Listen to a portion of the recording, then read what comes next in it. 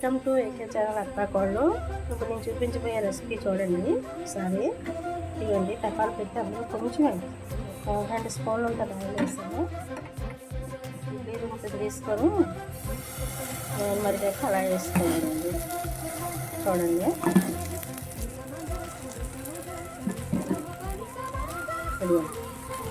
వేసేసుకొని దానికి ఏం చేయాలంటే లాస్ట్ వాటర్ అలా మధ్యలో పెట్టాలి. వాటర్ అలా పెట్టి క్యాప్ వేసుకోవాలి. ఉంటుంది దాని గురించి మళ్ళీ అది ఉడికాక చెప్తాను. ఇదేంది ఇది ఆయిల్ అనొచ్చు, ఒక పక్క అట్లా ఉంటుందండి. అట్లా తీసుకున్నాం. స్టవ్ ఆఫ్ చేస్తే కొంచెం నెయ్యి తీసుకున్నాం. నెయ్యి వేసుకుంటే మనం ఇడ్లీకి వేసుకుంటాం కంటే అలా ఉంది. ఇది పై పక్క ఇడ్లీలా ఉంటుందండి. ఐరొట్టి అంటే వాటర్ కుడికింది కదా, వాటర్ పెట్టాను, వాటర్ కుడికింది. అడుగు పక్క అట్లా వస్తుంది. చూపిస్తాను వేసి తెచ్చాను, చూపిస్తున్నాను మీకు. ఇవ్వండి ఒక పక్క ఉంటుందండి, ఇదిగా ఉంటుంది, ఉడికాయండి. అది ఇలా తీసుకొని ఇది వేడి మీద తీసి వేరే ఉంచుకుంటే అడుగు పక్క క్రిస్పీగా వస్తుందండి. క్రిస్పీగా ఉంటుంది, బాగుంటుంది. నేను అలా ఉంచాను. చల్లారిపోయింది కదా, కొంచెం చల్లారింది, మెత్తగా వెళ్ళిపోయింది. అయితే క్రిస్పీగా వస్తుంది, బాగుంటుందండి టేస్ట్. ఇలా కట్ చేసుకొని చూడండి, కట్ చేసుకున్నాం పీసులు ఎలా ఉంటాయండి. ఒక పక్క అట్లాగా, ఒక పక్క ఇడ్లీ.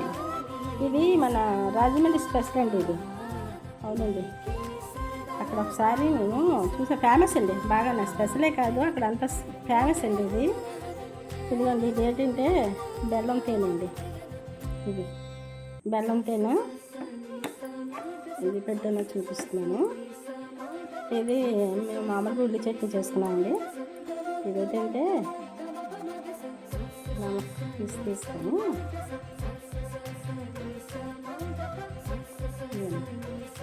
ఇలా బెల్లం తేనెలా ముంచుకొని తింటారండి. స్పెషల్ అండి, అక్కడ తేనె ఇస్తారండి, స్పెషల్ అట్టండి అక్కడ. ఇది ఇలా తింటేనండి చాలా సూపర్గా ఉంటుందండి. ఇలా తింటే ఇలా ముంచుకుంటారు బెల్లం తేనెలుగా.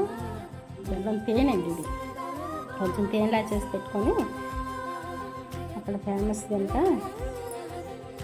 ఇది మామూలుగా ఇలా చట్నీలో ముంచుకుంటే ఇడ్లీలా ఉంటుంది.